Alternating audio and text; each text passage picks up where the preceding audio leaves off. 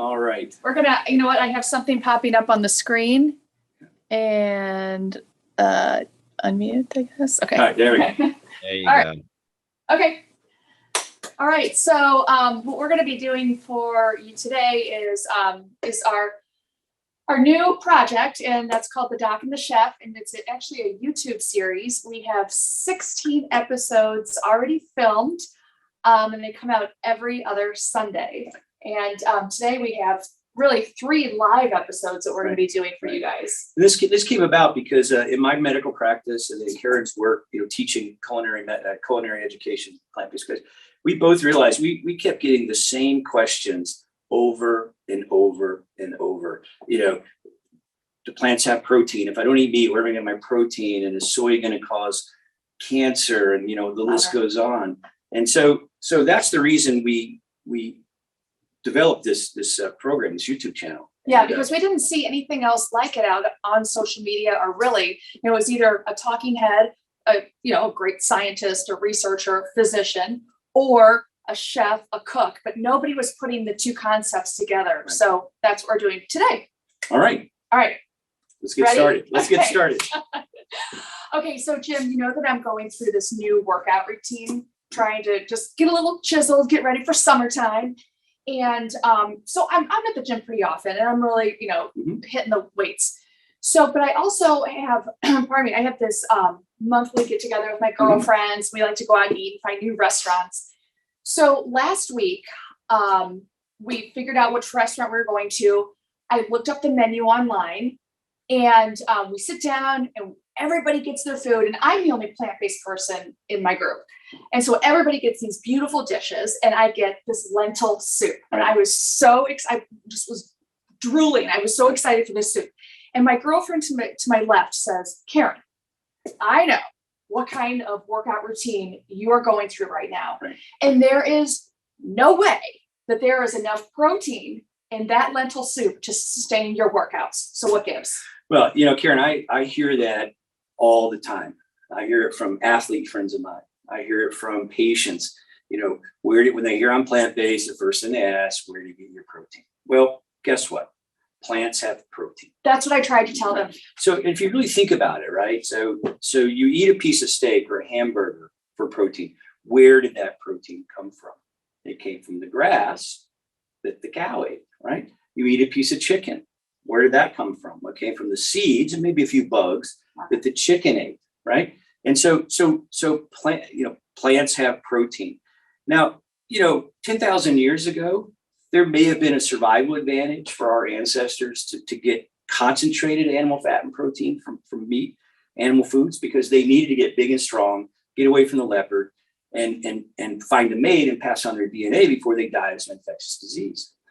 And now in the modern world, because we no longer, most of us in the Western world, aren't really starved for calories, we have the luxury of skipping the middleman and going straight to the plants. Because again, these animals they've already used all the good stuff, the fiber, the antioxidants, the phytonutrients, the vitamins and minerals. They've already used that to run their own machinery. Their own bodies. Exactly. And they've concentrated what's left into protein and fat, which we then consume.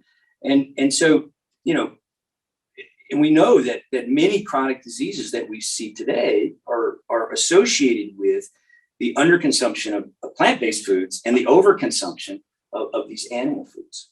So if you think, well, of course you're the doc, so you would know, but if I'm getting enough protein from that soup, let's talk about this for a minute. So what's a good source of protein? Well, so first of all, let's talk about how much protein you really need. Okay. Right? Okay. Because, all right. Because that's key, and that right. There's a lot of confusion around. That's that, true. Right? So most people who are kind of average activity level need about 0.36, 0.4 grams per pound, right? Okay. So for most people, that's in the 50 to 60, maybe 65 gram range, depending on how much you weigh. Now, if you're athletic, you do need more protein, right? So an endurance athlete may need 0.75, 0.5, 0.75, somewhere in there.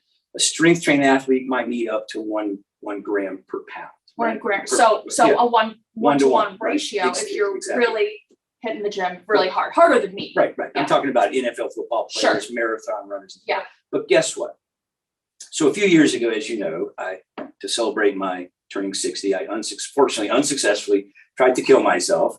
I wanted to do something epic, and I trained for and completed a full Ironman triathlon, right? So 2.4 mile swim, 112 mile bike, then you get to run a marathon, as if that's not enough. And clearly I needed much more protein in my diet during those hard months of training as I'm preparing for this race.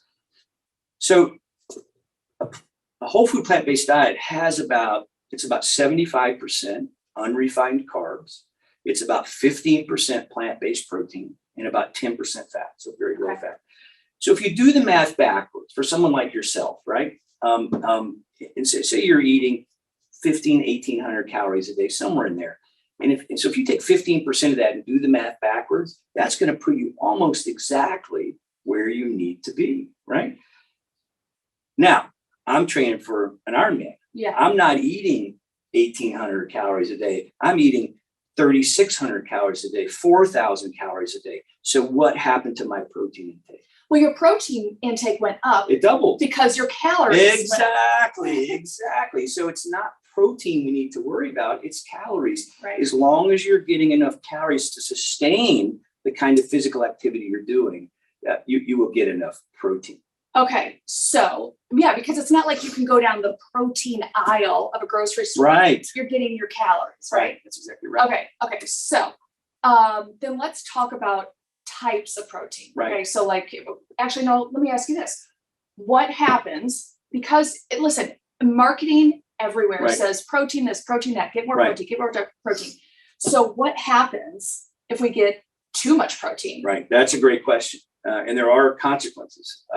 And in fact, the average protein intake in the United States is about 100 grams a day. So it's almost double of what we really need. Thanks. So the carbohydrate and the fat that we consume, we can store that in our muscle cells, in our liver, and then that's the carbohydrate. We store that as what's called glycogen, and we can use that for fuel. The fat we can store as fat cells, in our fat cells to use as energy for more prolonged exercise. If there's extra carbohydrates, that gets converted to fat, which we store. But we can't really store extra protein. So when we consume too much protein, then we have to get rid of it. So it gets converted to nitrogen, that's excreted in our urine. And so too much protein can put a tremendous strain on our kidneys. And there's association with excess protein intake and things like kidney disease, right? Uh-huh. Now, we also know that protein is an anabolic substance, so it promotes tissue growth. That's why when you're lifting those weights, you need more protein, right? Yeah. But there's other cells in our body that we don't want to promote the growth, and that's cancer cells. Sure. So we're all we all get mutated cells in our bodies fairly regularly, but normally our immune system and such can kind of take care of them before they cause any problem.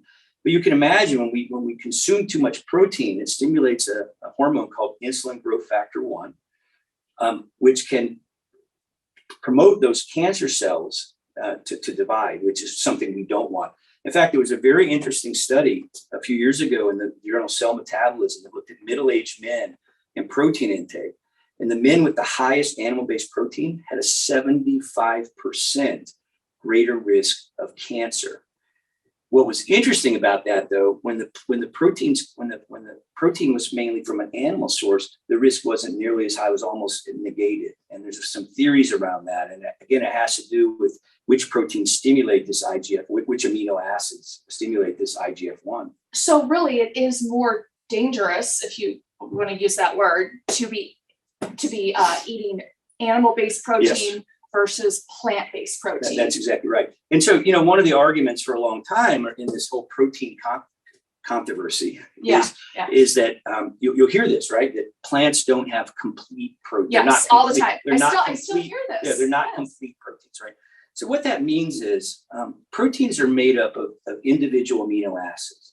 And when we consume protein in whatever form, that protein is broken down in our gut into the individual amino acids. And then those are absorbed, and then we reassemble them in our liver primarily to make the enzymes we need, and they reassemble them in our muscle tissue to make muscle, and on and on and on. And there's a number of amino acids that our bodies can't manufacture, right? And those are called essential amino acids. So we have to get those from our diet. And the concern's always been, you eat a piece of steak, oh, it's got all the amino acids we need, and that plants don't. And that's just a fact. It's just not true. Every plant-based source of protein has all of the individual amino acids you need. It's just not true. So there's no more of this having to do rice and beans. There's no more complementing proteins. Exactly. That's exactly just eat your plants. You're going to be just fine. That's exactly right. I like to get right to the point. Yeah, that's exactly right. No, that's exactly right. That's exactly right. Because that's what you always heard, right? Is this protein combining and stuff, and it's just not necessary. Yeah. Okay, good. So that's I mean, I've heard that a little bit, but it's nice just to lay it to rest. Right. Okay, so should we get cooking? Well, what about people who don't get enough protein? Oh, well, you know what? I didn't even I guess we should address that, but I didn't even really think about that because there's so much talk about more protein. Right. You're saying that people are getting too much. Well, people are worried about it. You go to the gym and that's what they're worried about, right? But they're not getting enough protein. Right, right. And so it does happen, right? But it's mainly caused by calorie malnutrition, right? So, when you see these sad pictures of children starving, they got the big bellies and sunken eyes, those kids are protein deficient. And that's a condition called kwashiorkor. I can honestly tell you, in my 35, almost 40 years of practicing medicine, I have never seen someone walk in off the street with clinical protein deficiency. The few cases I've seen are people, end-stage cancer, who are at the end of life. Yeah. So it does happen, but it's just not something we need to worry about. Because the two things that you just described, the two times that you might see a protein deficiency, is also going to be a calorie deficiency. That's exactly right. So if you're getting enough calories, chances are. Not chances are. Okay. If you're getting enough calories, you're getting enough protein. There you go. That's right.